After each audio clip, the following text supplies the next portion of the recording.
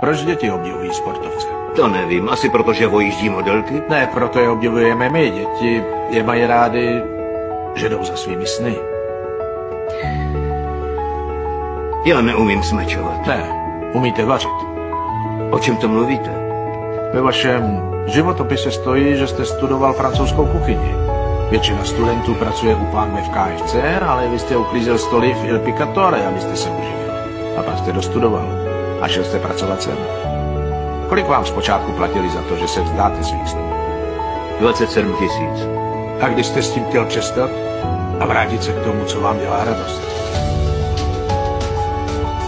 Dobrá otázka.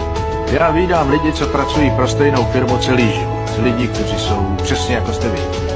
Chodí do práce a z práce. A nikdy nepoznají ani chvíli štěstí. Vy teď máte příležitost, Bobe. Je to znovu zase.